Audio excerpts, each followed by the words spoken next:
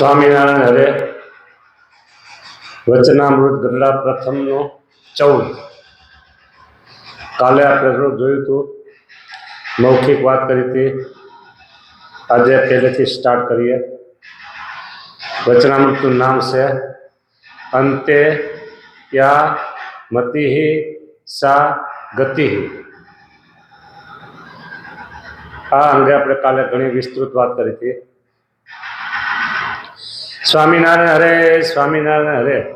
સંવત 1876ના માગશર વદી બીજને દિવસ સ્વામી શ્રી સહજાનંદજી મહારાજ શ્રી ગઢડા મધ્યે દાદા ખાચરના દરબારમાં શ્રી વાસુદેવ નારાયણના મંદિર આગળ લીમડાના વૃક્ષ હેઠે ઢોલિયા ઉપર દક્ષિણાદે મુખારવિંદે વિરાજમાન હતા અને માથે ધોળી પાગ બાંધી હતી અને ધોળો ખેસ પહેર્યો હતો અને ધોળી ચાદર ઓઢી હતી અને પીળા પુષ્પના તોરા પાઘમાં વિરાજમાન હતા અને બે કાન ઉપર પીળા પુષ્પના ગુચ્છ વિરાજમાન હતા અને તે ગુચ્છની ઉપર ગુલાબના પુષ્પ વિરાજમાન હતા અને કંઠને વિશે પીળા પુષ્પના હાર વિરાજમાન હતા અને જમણા હાથમાં ધોળું જે સેવતીનું પુષ્પ તેને ફેરવતા હતા અને પોતાના મુખારવિંદની આગળ મુનિ તથા દેશ દેશના હરિભક્તની સભા ભરાઈને બેઠી હતી.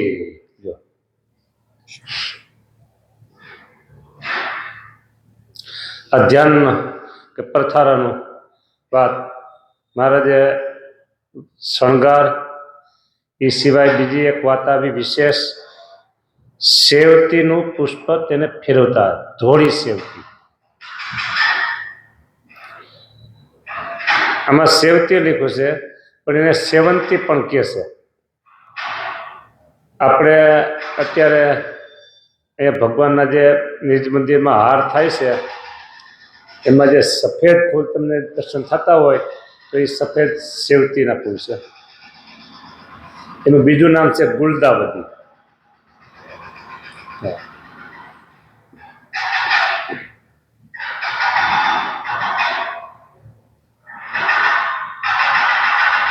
પછી શ્રીજી મહારાજે મુનિ પ્રત્યે પ્રશ્ન પૂછ્યો છે. હવે સાંભળજો. એક હરિજન છે એટલે હરિભક્ત, તે સંસારને તજી નીચળો છે, સંસાર છોડી અને ત્યાગાશ્રમમાં આવ્યો છે અને અતિ તીવ્ર વૈરાગ વાળો નથી અને દેહ કરીને તો વર્તમાન યથાર્થ પાડે છે. ઘર છોડીને નીકળો, તીવ્ર વૈરાગ તો નથી પાછો, છતાંય વર્તમાન એટલે કે નિયમ ધર્મ એમાં સાવધાન વર્તે છે અને મનમાં થોડી થોડી સંસારની વાસના રહી છે, તેને વિચારે કરીને ખોટી કરી નાખે છે. વિચાર વસ્તુ બહુ મોટી છે. દરેક વસ્તુમાં વિચાર કરે તો ખબર પડે.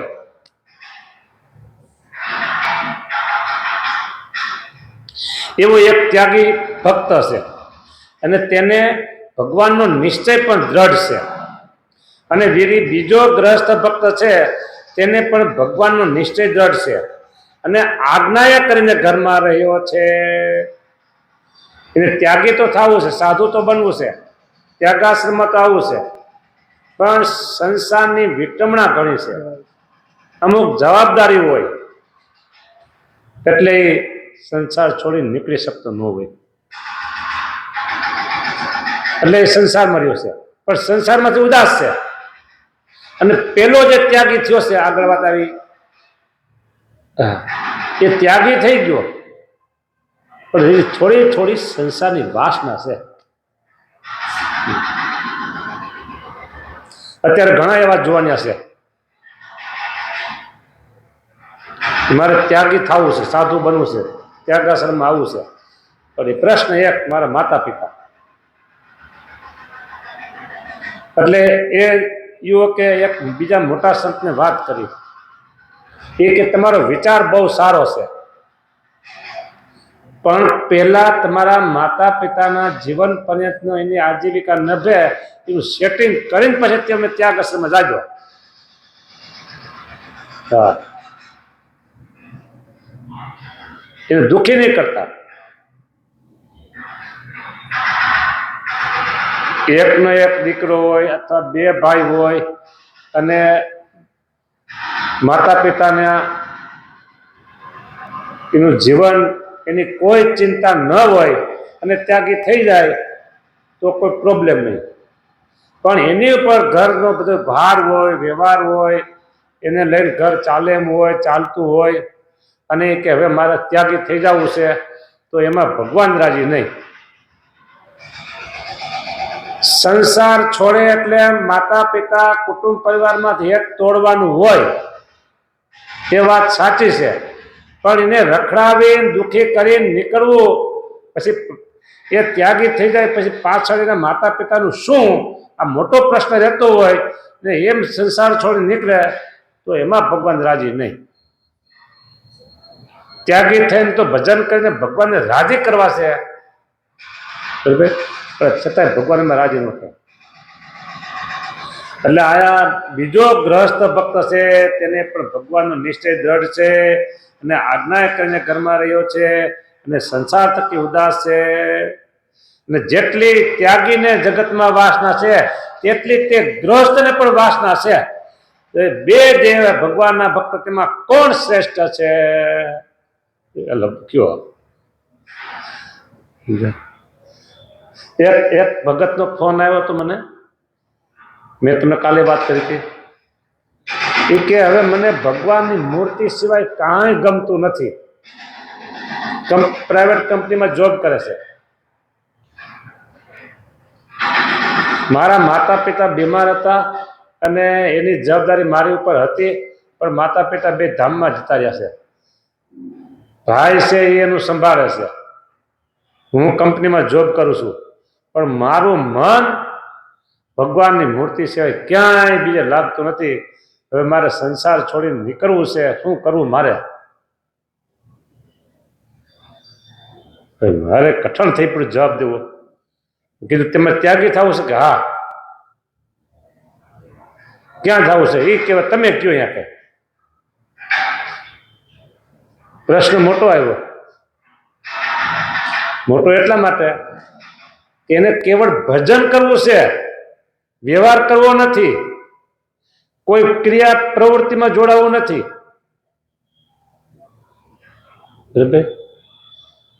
એટલે એ બહુ વિચારવું પડે.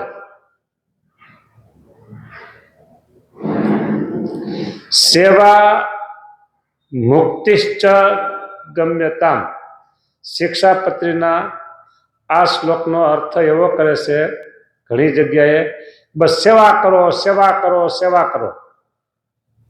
પણ એ એવું છે, એનો અર્થ એમ છે કે ધામમાં ગયા પછી બ્રહ્મ રૂપે કરીને ભગવાનની સેવા કરવી, ત્યાંની વાત છે. અને એ સેવાની જવાબદાર અહીંયા જોડી દીધું લોકોએ. હા, રીતસરનું લખ્યું સત્ર ત્યાં. એટલે સેવા પ્રવૃત્તિ સારી છે, પણ ક્રિયાશીલ પ્રવૃત્તિમય આવું જીવન થઈ જાય તો નુકસાની છે. તમે 24 કલાક માળા લઈને બેસી નહીં શકો, 10 કલાક માળા નહીં લઈ શકો, અરે 5 કલાક માળા નહીં લઈ શકો. એટલે સેવા પ્રવૃત્તિ જોઈએ. કેટલી સેવા પ્રવૃત્તિ? પાપડ, અથાણું, છાશ, સંભારો, ચટણી, આની જગ્યાએ. મેઇન વસ્તુ ખાવામાં શું હોય? મોટા પ્રસંગ હોય તો લાડવા, ફરસાણ, શાક, રોટલી, આ પેટ નથી ભરાય. અને કદાચ સમજો અથાણા, પાપડ, ચટણી ન હોય તો કોઈ ભૂખ્યું રહે? અને અથાણા પાપડ જ હોય અને લાડુ ને ભજીયા, શાક, રોટલી ન હોય તો ભૂખો આવે. હા, એમ મુખ્ય વસ્તુ ભગવાનનું ભજન, 9 પ્રકારની ભક્તિમાં સતત ભગવાન પરાયણ રહેવાનું. પછી ઇતર સેવા પ્રવૃત્તિ છે એ અથાણાની જગ્યાએ. એને બદલે મુખ્ય સેવા પ્રવૃત્તિ થઈ જાય એટલે એને કહેવાય ક્રિયાનું બંધન.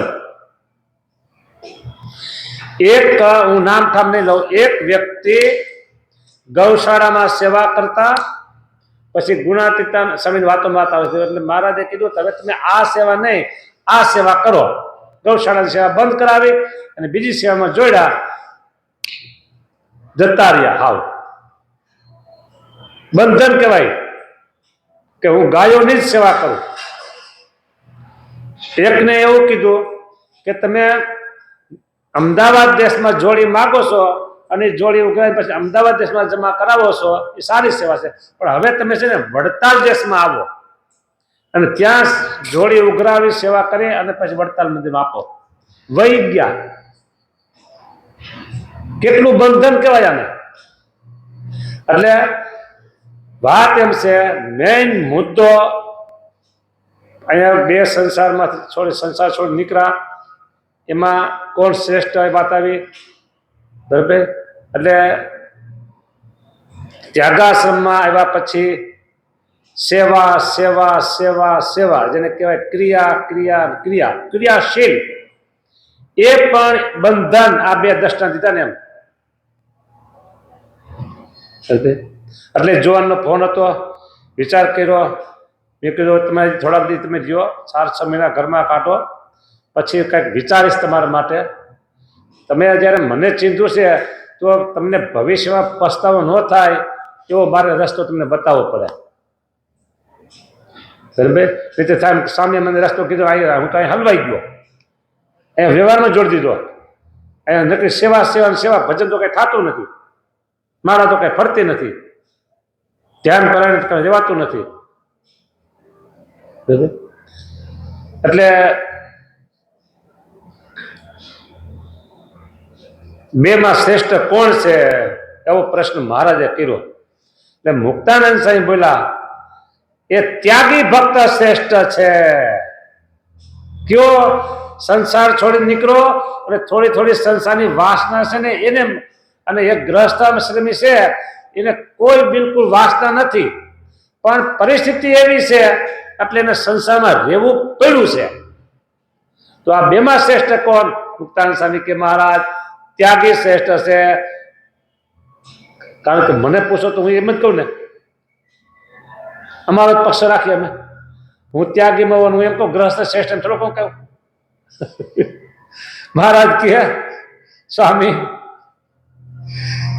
લોકો આજ્ઞા કરીને ઘરમાં રહ્યો છે તે કેવી રીતે નીવડશે? કે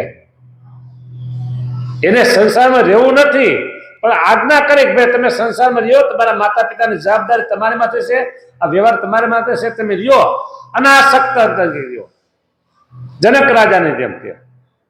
પછી શ્રીજી મહારાજના પ્રશ્નનું મુક્તાનંદ સ્વામીએ બહુ પ્રકારે સમાધાન કર્યું પણ સમાધાન થયું નહીં. પછી મુક્તાનંદ સાહેબ બોલ્યા મહારાજ તમે જ એનો ઉત્તર કરો. પછી શ્રીજી મહારાજ બોલ્યા છે ત્યાગી હોય, હવે સાંભળજો, ત્યાગી હોય અને તેને સારી પેઠે ખાવા મળે, આહા સારી પેઠે ખાવા મળે. જો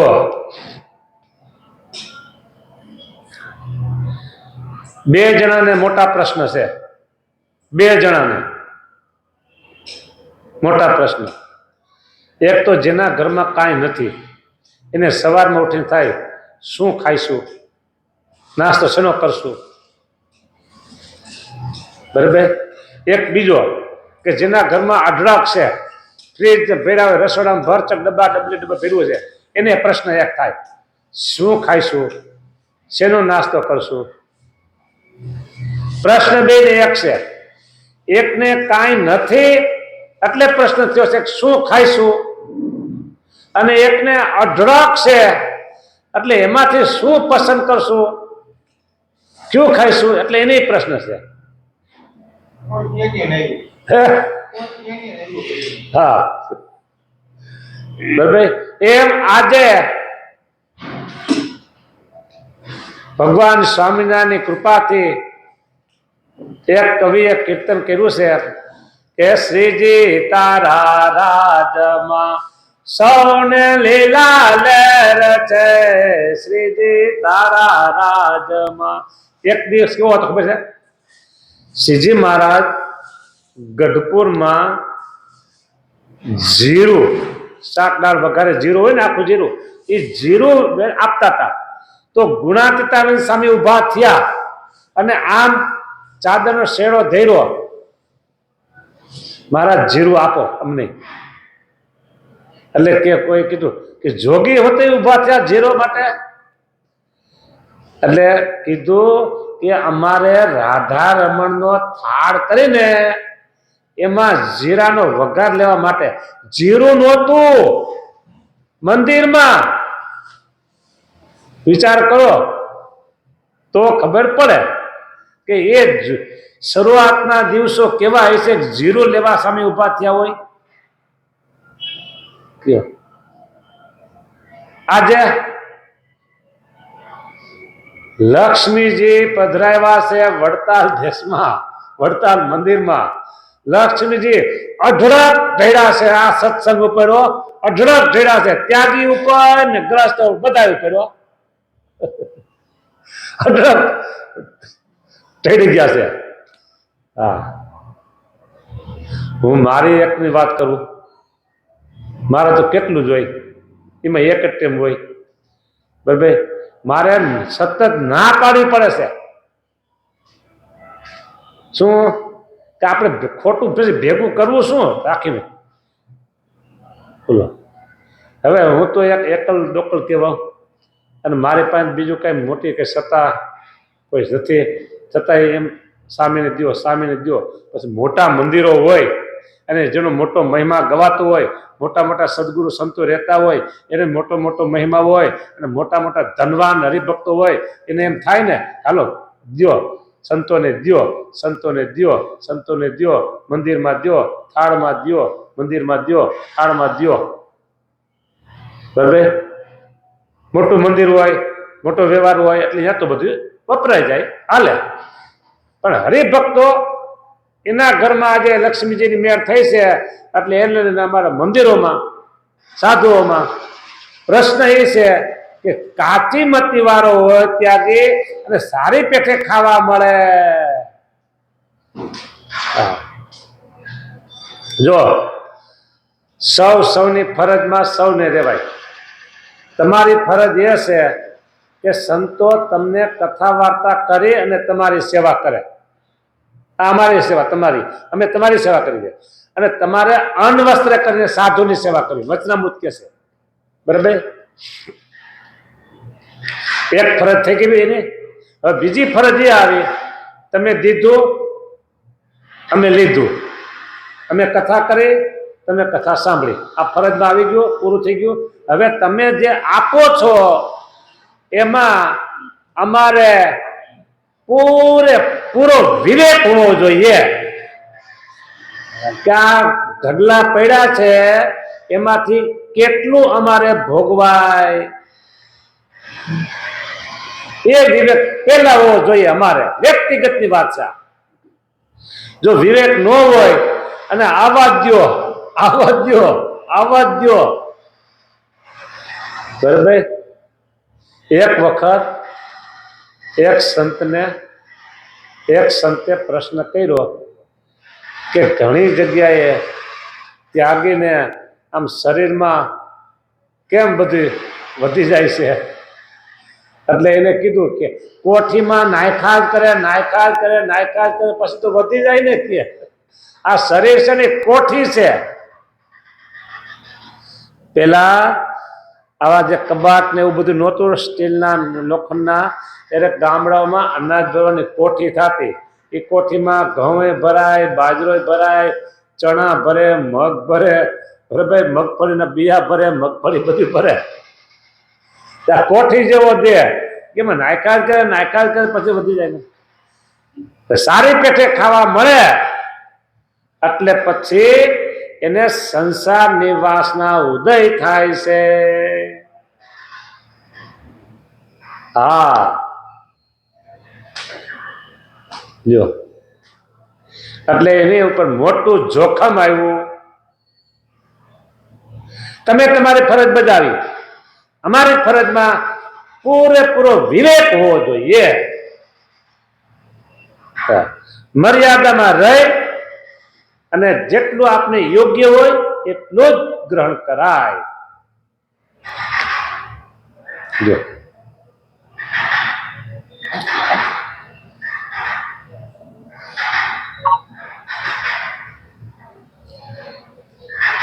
જેથી ગુરુકુળમાં હતો ને, ગુરુકુળમાં પૂજારી તરીકે, તેથી આટલી બધી જાહોજળી નહોતી, છતાંય ઠાકોરજી માટે ઘણું આવતું.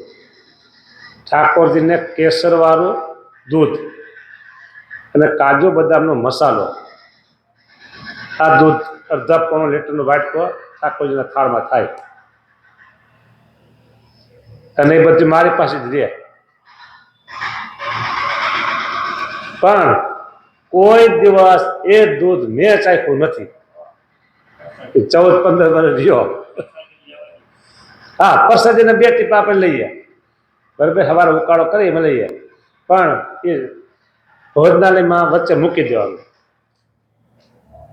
આ હમણાં પહોંચ્યા ગયો ને, એટલે ત્યાં ભગવાનદાસ સ્વામી અને સુરતમાં ધર્મવલ સ્વામી, એને સંતો પાસે વાત કરી મારી હયાતીમાં. એ કે ધર્મ પ્રકાશ સ્વામી પૂજારી હતા ત્યારે આવી રીતે એને ભગવાનના થાળમાં હારું હારું ધરે, પણ એને કોઈ દીમાંથી કોઈ દી ચાખ્યું નથી. કે હા, કે હાલો આજ સારું ધર્યું છે, આપણે આપણા પત્તર લઈ લઈએ. આ કોઈ એવું વસ્તુ બનાવ્યું હોય કે કેમ છે એ આપણે ખાલી ભગવાનના થાળમાં ટેસ્ટ માટે જોઈએ કે ખારું મોડું આમ કેમ છે, એ ધરાઈ ગયા પછી જોઈએ તો બીજી વખત સુધારો કરવો થાય, એ વાત જુદી. પણ આ વસ્તુ આપણે લેશું. આજથી આ હું 20-25 વર્ષ પહેલાની વાત કરું, તેથી કેસર બદામ ને કાજુ આ તો મોંઘા હતા, આજે સસ્તા થયા છે. પણ કોઈ દી નહીં એટલે નહીં. હા, અને એ તમને કહું, આજે પોઈચા ગુરુકુળમાં નર્મદા કિનારે ભગવાનના થાળ બહુ સરસ થાય છે.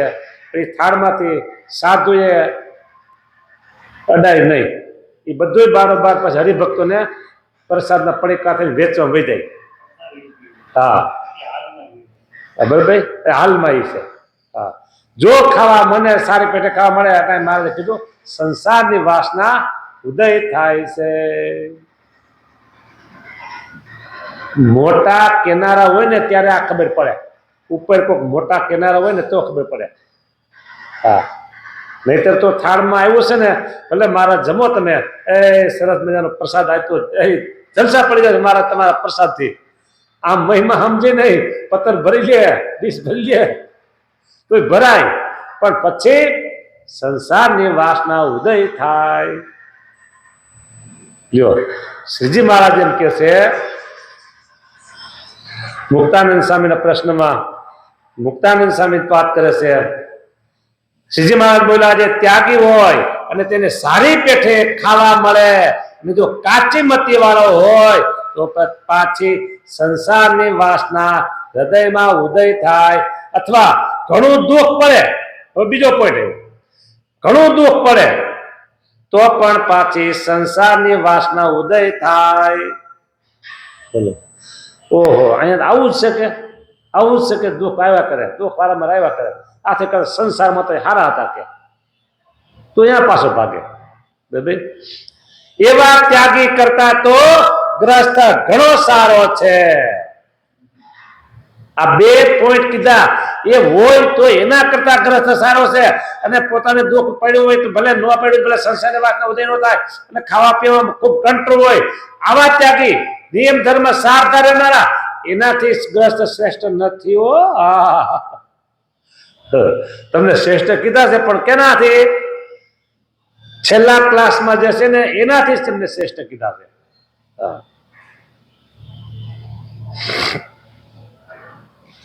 કેમ જે ગ્રસ્ત ભક્તને જયારે દુઃખ પડે અથવા ઘણું સુખ આવી પડે ત્યારે તે એમ વિચાર રાખે છે, રખે મારે આમાંથી બંધન થાય. જો ગ્રસ્તને શું કીધું કે જ્યારે દુઃખ પડે અથવા ઘણું સુખ આવી પડે સુખય નડે અને દુઃખય નડે. સુખ આવે ને ત્યારે છકી જાય, મારા જેવો કોઈ નહીં. જુઓ એ અમારે કેવી મહેરબાની છે ઘનશ્યામ મહારાજની, ઊંચો ઊંચો હાલે એટલે એનો અહંકારનો ફૂફાળો વધી જાય, એટલે એ નુકસાન સુખમાં આવ્યો. એ સુખમાં ક્યારે આવે? અઢળક, આમ બધું સમજે ને, અઢળક આવક હોય અને દુઃખ પડે ત્યારે એમ થાય, હે મહારાજ, હે દયાળુ, હે ઘનશ્યામ મહારાજ, હે હરિકૃષ્ણ મહારાજ, દિનાધીન દેવાય. આ ગ્રસ્ત ને, હા, એટલે કે છે ગ્રસ્ત ભક્તને જયારે દુઃખ પડે અથવા ઘણું સુખ આવી પડે ત્યારે તે એમ વિચાર રાખે છે, રખે મારે આમાંથી બંધન થાય. હા, સાવધાન જઈ. હા, એવું જાણીને તે સંસારમાંથી ઉદાસ રહે. માટે ત્યાગી તો તે ખરો કે જેણે સંસાર મૂક્યો ને પાછી સંસારની વાસના રહે જ નહીં. કોણ ત્યાગી ખરો? કે સંસાર મૂક્યો અને પાછી સંસારની વાસના રહે જ નહીં. અને ગ્રસ્ત હતો, વાસના વાળા ત્યાગી કરતા ઘણો શ્રેષ્ઠ છે. ગ્રસ્ત શ્રેષ્ઠ કેનાથી? ત્યાગી નહીં, વાસના વાળા ત્યાગીથી શ્રેષ્ઠ છે. આ કેવી વાત છે તમને કહું. તમારા ગ્રસ્ત અને છોકરો પરીક્ષામાં પાસ થયો, બાજુવાળા પૂછે, અત્યારની વાત ને જૂની વાત, તમારો છોકરો પાસ થઈ ગયો કે હા? કેટલા માર્ક આવ્યા? પૂછે, છોકરા કેટલા માર્ક આવ્યા તારે? બાપાને, મા બાપને કઈ ખબર ન હોય. છોકરો કે મારે 40 માર્ક આવ્યા. કેટલા? 40 માર્ક. એટલે એના બાપા વખાણ કરે. એટલે પાડોશી વાળા કે 40 જ આવ્યા કે? બસ આટલા જ. પાડોશના પૂછ્યા હોય છે, એનો છોકરો 3 વખત નાપાસ થયો છે. એનો છોકરો 3 વખત નાપાસ થયો છે. અમારા છોકરાને 40 તો આવ્યા ને, એ કઈ ગૌરવની વાત છે? કેની સાથે સરખાવ્યો? ઓલો 3 વખત નાપાસ થયો છે ને એની વારે સરખાવ્યો. પણ આ બાજુ ઓલો છોકરો 80-90 લાવે છે, એની સરખાવ્યો હોય ને. એટલે તમે રાજી રહેજો મારી ઉપર. તમને શ્રેષ્ઠ કીધા કેના કરતા ઓલો 3 વખત નાપાસ થયો ને એની હારે તમારી સરખામણી થઈ. શું? એની હારે સરખામણી તમારી થઈ. વાસના વાળા ત્યાગી કરતા તમે શ્રેષ્ઠ છો, પણ નિર્વાસનિક ત્યાગી છે ને એની આગળ તમે શ્રેષ્ઠ નહીં હો. હા, તો શું કરવું? બસ તમે એની સેવા કરો. નિર્વાસનિક ત્યાગી છે ને એની તમે સેવા કરો. સવારે કથામાં કીધું તું, એ વાત અત્યારે કરું કે હાથી સરોવરમાં પાણી પીવા જાય છે અને મગર, એનું બીજું નામ જોડ, ગ્રાહ, બરાબર, એને શું કર્યું? હાથીનો પગ પકડ્યો. પછી હાથીએ ઘણા પ્રયત્નો કર્યા, છૂટ્યો નહીં. પછી એને હાથમાં, એની હોંઠમાં કમળ લઈ ઊંચો કરીને ભગવાનની પ્રાર્થના કરી. કેની પ્રાર્થના કરી? ભગવાનની. કોને કરી? હાથીએ. અને પછી શું થયું? ગરુડ તજીને પાળા પધાર્યા, ગજ સારું, ગજ હાથી, ગજ સારું મહારાજ. ભગવાન તરત આવ્યો. ગરુડ ને કીધું નહીં, હું સીધો જાઉં અને પ્રાર્થના કરી છે. અને આવી અને સુદર્શન ચક્ર ક્યાં મૂક્યો? મગરની ડોક ઉપર. કોને મૂક્યો? ભગવાને. તો ઉદ્ધાર કોનો થયો? મગરનો ઉદ્ધાર થઈ ગયો. બરાબર. એટલે તરત જ છે ને કોઈએ પ્રશ્ન કર્યો કે આ થોડું અન્યાય થયો, ખોટું થયું. શું ખોટું થયું? એટલે પૂજા કરી, પ્રાર્થના કરી હાથીએ અને ભગવાને ઉદ્ધાર કર્યો મગરનો. ભગવાનને પ્રશ્ન કર્યો, કમ્પ્લેન કરી કે તમે આ ખોટું કર્યું. ખરેખર તો ભગવાનના હાથે મરે એટલે ઉદ્ધાર થયો ને. તો ઉદ્ધાર તમે મગર નો કર્યો અને પ્રાર્થના હાથીએ કરી. ભગવાન કે ના, હું અન્યાય ન કરું, ખોટું પણ ન કરું. કેમ કે જ્યારે હું આવ્યો મગરે પ્રાર્થના કરી, એટલે હાથીએ પ્રાર્થના કરી, બરાબર, ત્યારે મગર શું કર્યું હતું? મગરે, હાથી જ્યારે ભગવાને પ્રાર્થના કરતો હતો ત્યારે મગરે શું કર્યું હતું? હાથીનો પગ પકડ્યો તો. સંતો પ્રાર્થના કરે, તમારે શું કરવાનું? પ્રાર્થના કરે સંતો, અને તમારે સંતોનો પગ પકડી રાખવો. અહીંયા કીધું ને કે વાસનાવાળા કરતા ત્યાગી શ્રેષ્ઠ છે, અને વાસનાવાળા ત્યાગી કરતા ગ્રસ્ત શ્રેષ્ઠ છે. તો હવે તમે તો શ્રેષ્ઠ થયા નહીં સારા સંતની આગળ. તો સારા સંત જ્યારે પ્રાર્થના કરતા હોય તમારે એનો પગ પકડી રાખવો. એટલે પગ પકડી રાખવો એટલે એમ નહીં સમજતા પગ પકડતા એવું નહીં કરતા. તમારે એની સાથે આત્મીયતા કરવાની. તમારે એની સાથે આત્મીયતા કરવાની. પ્રથમના 54માં વચનામૃત પ્રમાણે. અને ચાલો પગ પકડી રાખી.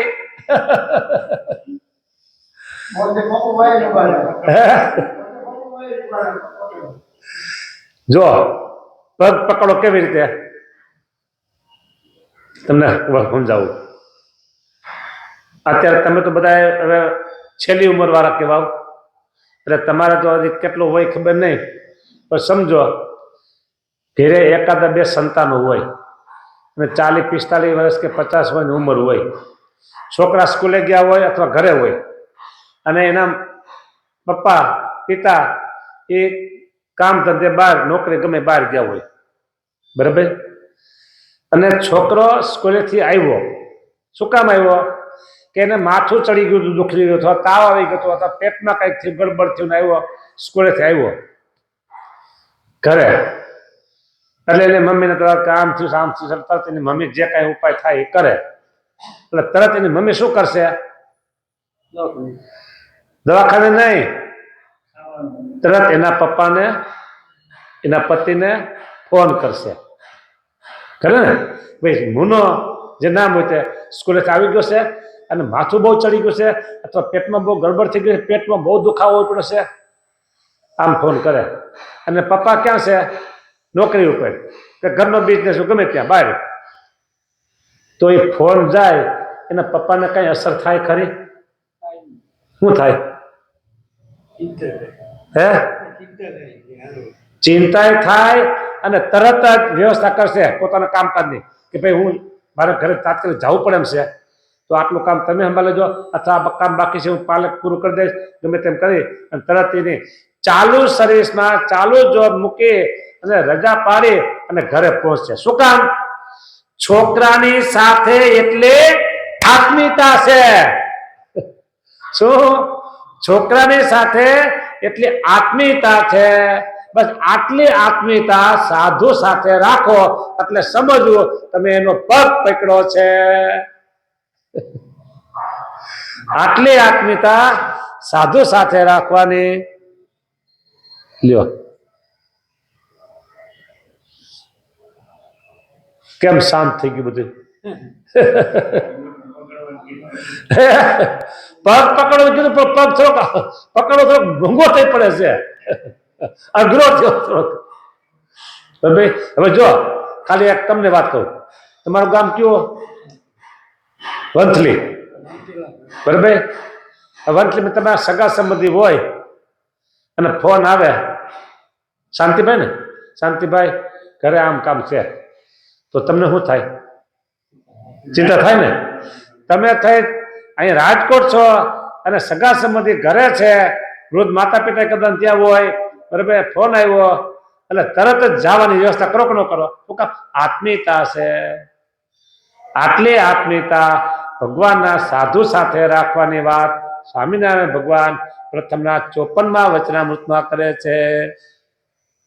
લ્યો, આટલી આત્મીયતા કરો એટલે સમજો તમે કોઈ સંતનો પગ પકડ્યો છે એટલે પ્રાર્થના કરે સંત અને મોક્ષ થાય તમારો. લ્યો સમજાને? પ્રાર્થના કરે, સ્તુતિ કરે, ભજન ભક્તિ જે કઈ કરે સંત એમાં તમારો મોક્ષ થઈ જાય. ગરુડતજીને પાળા પધાર્યા ગજ સારું મહારાજ, એવી રીતે ભાગ્યો. હવે આગળ આપણે જોઈએ, વાસના વાળા ત્યાગી કરતા ગ્રસ્ત ઘણો શ્રેષ્ઠ છે એમ કીધું મહારાજે. જો ગ્રસ્તના ધર્મ સચવાય તો, પણ ગ્રસ્તના ધર્મ તો ઘણા કઠણ છે. જો સાવ સાચું કહેજો, તમે સાવ સાચી વાત કરજો. અત્યારે નોર્મલ રીતે તમને શું લાગે કે આપણાથી સાધુ ન થવાય? શું કામ? નિયમ ધર્મ કઠણ. આવું હોય જ ન હોય બધાના મનમાં. એટલે તમને એવું થયું ને કે અમારા નિયમ ધર્મ કઠણ છે અને તમારા નિયમ ધર્મ હેલા છે. આવી વાત સાબિત થાય ને. પણ મારે શું કીધું? ગ્રસ્તના ધર્મ ઘણા કઠણ છે. બોલો અમારે હાવ હેલું. બોલો તમારે સૂતક વારંવાર આવ્યા કરે, અમારે કાંઈ સૂતક નહીં. અમારે 3 સૂતક આવે, 3. કેટલા ને ક્યાં ક્યાં એ તમને કહું. એક તો ગુરુધામમાં જાય અને જયારે ખબર પડે કે ધામમાં ગયા નાઈ નાખો સૂતક પૂરું. પછી માતા પિતા એનું અવસાન થાય, એની સાથે કોન્ટેક્ટ તો હોય નહીં. અને એ આજે ધામમાં ગયા હોય અને 6 મહિના પછી ખબર પડે કે ફલાણા સામે તમારા પૂર્વાશ્રમના પિતાશ્રી ધામમાં ગયા છે. હા, એટલે કપડા હોતા નાઈ નાખો. 6 મહિના પછી સૂતક વહી ગયું. આવ્યું ને તરત વહી ગયું, 5 મિનિટમાં પૂરું. એવી રીતે માતાનું એ ખબર પડે તો, ન પડે તો હાલ્યું ગયું. આ 3. અને તમારે હજી તમને કહું, તમારે ગૃહસ્થાશ્રમમાં સ્ત્રીઓના માસિક ધર્મમાં આવે ત્યારે તમારે કેટલીક, બોલો કેટલી કઠિન પરિસ્થિતિ છે. જો ધર્મ તમે પાડો તો 3 દાડાનું રસોઈનું તમારે માથે આવે. તમારે કામકાજ હોય. સમજો, નાની છોકરી હોય એને સ્કૂલે જવું હોય, હવે માથું કોણ વળદે દરરોજ? એની માં વળદે ને. અને હવે આ 3 દી માસિક ધર્મ આવ્યો ત્યારે કેવો પ્રશ્ન ઘરો આવ્યો? તે પિતા, છોકરી 10-15 વર્ષની હોય, માથું તો વળ દેવું પડે. એ કઈ પિતા એનું માથું વળશે? અને વળે તો સારું લાગે? કયો પછી રસોઈ પાણી કેટલા કઠણ ધર્મ છે. એટલે અમે બાદશાહ થઈ. શું અમારા ધર્મ બહુ હેલા, કાંઈ મુશ્કેલી જ નહીં. લ્યો પછી તમારે આવકમાં જાવકમાં કેટલી કઠણાઈ. બોલો તમે તીર્થ કરવા ગયા હો, જાત્રા કરવા ગયા હો, સગા સંબંધીને ત્યાં મહેમાન ગતિ કરવા ગયા હો અને માસિક ધર્મ આવે એટલે કેટલી કઠિન પરિસ્થિતિ છે. હવે ધર્મ રાખવો કે છોડી દેવો? જે શ્રીજી મહારાજની આજ્ઞાપણમાં રહેનારા ગ્રસ્તો છે એ અત્યારે આ ધર્મનું પણ પાલન કરે છે અને કરવું જોઈએ. ઘણા લોકો હવે એમાં બહુ ધ્યાન દેતા નથી. સુધરેલ લોકો, બરાબર, એ એનું વધારે વિવેચન નહીં કરવું, પણ એ કહેશે કે ભાઈ આ અત્યારે ન ચાલે, બરાબર. પણ માસિક ધર્મ તો, રજસ્વલાના ધર્મ તો ગ્રસ્તે રાખવા જ જોઈએ. હા, હવે એને માટે મને આમાં બીજી ખબર ન પડે, પણ હું તમને છતાંય દાપણ કરી અને તમને એટલું સૂચન કરી શકું. રસોઈ પાણી અંગે અમુક ખબર જ હોય કે હવે આ ધર્મ આ સમયમાં આવશે, તો એ સમયે તમારે કોઈ ઘરમાં સગવડતા હોય તો સેવ મમરા છે, ગાંઠિયા છે, સુખડી છે, લાડુ છે, થેપલા છે, આ બધી બરાબર પૂરી છે, આવું 3 દીમાં કાચું કરવું એટલે હાલે એ રાખી શકાય. એક બીજા નંબરમાં તમારે શીખવું પડે રસોડું, અને તેથી સાદો ખોરાક, ખીચડી કઢી કરી નાખી કે ખીચડી શાક કરી નાખી અથવા ખીચડી ભાખરી કરી નાખી, આવું કંઈક તમારે શીખી રાખવું પડે. લગભગ ધર્મ પાળતા હોય એના ઘરમાં શીખેલા હોય જ. આ સિંગલ રહેતા હોય ને એની વાત છે. માતા પિતા ભેગા રહેતા હોય તો માતા પિતા 2 આ જણા તો કઈ વાંધો હોય નહીં, બરાબર. પણ શહેરમાં આવું ઓછું હોય કે નોકરીયાત કરતા હોય તો 2 જણા હોય, 2 નાના છોકરા થયા હોય, એટલે આ થોડીક અગવડતા રહે. એટલે આ ધર્મને લોકો હવે લુપ્ત કરવા લાગ્યા છે, પણ લુપ્ત કરાય નહીં. હા, એટલે મહારાજ કહે છે ગ્રસ્ત મેં આટલી વાત કરી. બાકી તો પછી તમારે દાન ધર્મ તો તમારે આવક ઓછી હોય છતાં એમ થાય કે આપણે કાંઈ ભગવાન માટે કાઢતા નથી, ભગવાન આપણે દીધું નથી, આવી ચિંતા કરી રહ્યા કરે. વ્યવહારમાં ક્યાંક લેવું દેવું છે, ઘરની પરિસ્થિતિ નબળી હોય, જણાવવા દેવી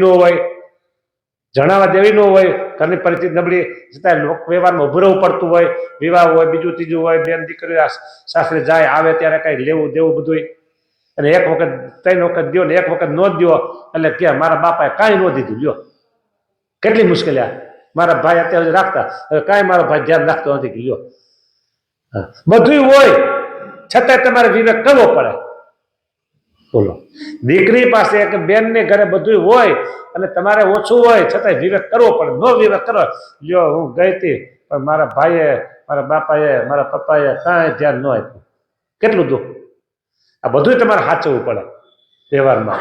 એટલે કીધું ગ્રહસ્થના ધર્મ સચવાય તો ગ્રહસ્થ શ્રેષ્ઠ છે, પણ ગ્રહસ્થના ધર્મ ઘણા કઠણ છે. પછી આગળ મારા વાત કરે છે, અને અનંત પ્રકારના સુખ દુઃખ આવી પડે ત્યારે સંતની સેવામાંથી અને ધર્મમાંથી મનને આડોળો દોરવા દે નહીં. એને એમ સમજે છે સંતનો સમાગમ મળ્યો છે એ તો મને પરમ ચિંતામણી મળ્યો અને કલ્પવૃક્ષ છે મળ્યો છે. જો અનંત પ્રકારના સુખ દુઃખ આવી પડે. કેટલા કીધા? સંસારીને કેટલા દુઃખ છે? 5, 25, 50 એ અનંત પ્રકારના કીધા. આ તો મેં તો 2-3 ગણાવ્યા તમને, બાકી તમને અનુભવ થતો હોય તમને પછી ખબર હોય. હા, જો આ બધી વિવેચન કરવા જેવું નથી, પણ છતાં હું કહું, દીકરીને સાસરે વળાવી અને ત્યાં દીકરીને કાંઈક પ્રોબ્લેમ થયો, એ કોઈ સંજોગોમાં ત્યાં રહી શકે એમ ન જ હોય, અને તમે પણ સામેથી કહો ના દીકરી આપણે ન રહેવાય, આવતી રહે પાછી, અને પાછી આવતી રહે. પરિસ્થિતિ સામે એવી હોય, બરાબર. અથવા તો વિધવા થાય, પાછું આવવું પડે. હવે સમજો, એક દીકરી લગ્ન થયા પહેલા અને પછી કેટલી ભારે પડે માતા પિતાને. સાચું છે ખોટું? ભાઈ હોય એની ચિંતા હોય. એટલે મોટે ભાગે બધા ન હોય, પણ અમુક જગ્યાએ ઘરમાં પરિસ્થિતિ સારી હોય તો ફરી પાસે આવી હોય દીકરી, પાસે આવેલી બેન એને એની રીતે સાચવે, બરાબર. અને પછી બીજું પાછું ગોતે, એ ગોતવામાં કેટલી મુશ્કેલી. સારું મળશે, સાચું મળશે, કેમ મળશે? અત્યારે લોકો કપટથી જ કામ કરતા હોય છે હો. અને પછી દીકરી પરણી જાય ત્યારે ખબર પડે, પછી માથે ઓઢી રોવું પડે, ચલાવવું પડે, કાં ભાગવું પડે. પાછું એક વખત ભાગે, બીજી વખત ભાગે, એક વખત તોડે, બીજી જગ્યાએ તોડે, પછી આબરૂ શું દે? હકીકતમાં દીકરીનો વાંક ન હોય, સામેની વ્યક્તિનો વાંક હોય અને સંબંધ તોડવા પડતા હોય, છતાં આબરૂ કોની જાય? દીકરીને જાય ને. એવી રીતે દીકરાનું છે. એટલે આ સંસારને તો અનંત વિટમણા મહારાજે કીધી. કેટલી અનંત વિટમણા કીધી, આંકડો ન આપ્યો. હા, એમાંથી આવી બધી વિટમણામાંથી જેને સંતનો સમાગમ મળ્યો છે તો એમ માને કે મને તો પરમ ચિંતામણી ને કલ્પવૃક્ષો, ચિંતામણી નહીં, પરમ ચિંતામણી અને કલ્પવૃક્ષો કયો? સંતના સમાગમને. હા, અને ધન દોલત, દીકરા દીકરી એ તો સર્વે સ્વપ્ન તુલ્ય છે. બોલો, કોઈનું કાયમ રહ્યું હોય તો કયો? કદાચ ને જામી ગયેલી પેઢી હોય 1 2 3 4 ને 5 તો પાછું પૂરું થઈ જ ગયું હોય. ભાગ્યશાળી હોય તો વળી લાંબુ હાલે તો આપણે સારું કઈ માં શું વાંધો?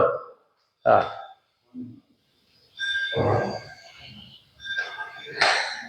એમ સમજે. અને ગમે તેવું ભારે દુઃખ આવી પડે પણ તેને કરીને પાછો પડે નહીં એવો જે ગ્રસ્ત તે અતિ શ્રેષ્ઠ છે. આવો ગ્રસ્ત હશે ને એને અતિ શ્રેષ્ઠ કીધો. હા, આગે ધંધા પીછે ધંધા, ધंधा मध्य धुन लगावे, 100 साहेब का बंदा. सो आगे धंधा पीछे धंधा અને ધંધા મધ્ય ધૂન લગાવે 100 સાહેબ કા બંદા. એટલે કે સંસારની અનંત વિટમણા હોય એમાંથી સમય કાઢી ભજન ભક્તિ કથા વાર્તા આ સમય કાઢે તો એ 100 સાહેબ કા બંદા છે. નહીતર એમ કે ભાઈ તમારું કેવું સારું સાચું છે પણ અમારે કેમ સમય કાઢવો એ ખબર છે? આવા બધા ઘૂસવાઈ ગયા છે ને આવામાં બધા પરોવાઈ ગયા છે ને આ પિંજરમાંથી સમય સામે ન નીકળે. હા, સમય ન નીકળે. તમને કેવું છે પૂજા કરો છો? પૂજા કેમ કરવી કેવી? અમારે કઈ મંદિરે દર્શન આવો છો? મંદિર દર્શન કેમ આવવું? આ તો બધું અમારે કરવું પણ થાય નહીં. આગળ દૂર રહીશી અને આમ વેલા ઉઠાય મોડું ઉઠાય આમ છે 17 બાના કાઢે. મેં તો 17 કીધા પણ વધારે હોય. એમાંથી તમે બધા આમ ભજન ભક્તિનો કથા વાર્તાનો દેવ દર્શનનો સમય કાઢીને આવો છો એટલે તમે શ્રેષ્ઠ છો. બસ ને, કહી દીધા તમને હોતી શ્રેષ્ઠ. હવે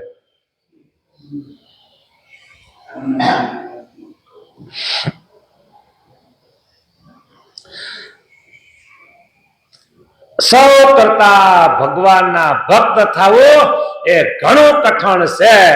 ત્યાગી અને એને શ્રેષ્ઠ કીધા, પછી ગ્રહસ્થને શ્રેષ્ઠ કીધા, પછી એમ કીધું કે બધી વાત તો સારી છે પણ સૌ કરતા ભગવાનના ભક્ત થવું ને એ કઠણ છે. હા, ઘણું કઠણ છે. કઠણ છે એટલું ન કીધું, ઘણું કઠણ છે ભગવાનના ભક્ત થવું. આ વાત તમને લાગુ પડે, આ વાત અમને લાગુ પડે, આ વાત બેયને લાગુ પડે. ભગવાનના ભક્ત થવું નહીં ઘણું કઠણ છે. કપડા બદલાવા 3 મિનિટનું કામ. આ કપડા ગ્રહસ્થના કપડામાંથી ભગવા પહેલા 3 મિનિટનું કામ. અને પછી કપડાને અને શું કહેવાય ખબર? સાધુ. કપડા બદલે શું થઈ ગયા? સાધુ. પછી સાધુના કેટલા અક્ષર છે? સાધુના અક્ષર કેટલા આવ્યા? 2. પછી ત્રીજો 1 અક્ષર છે. એ 1 અક્ષર લગાવવા માટે આખી જિંદગી એમાં કાઢવાની. ત્રીજો અક્ષર કયો? તા. સાધુ તા.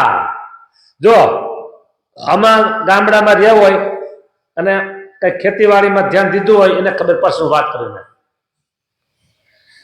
બળદગાડા,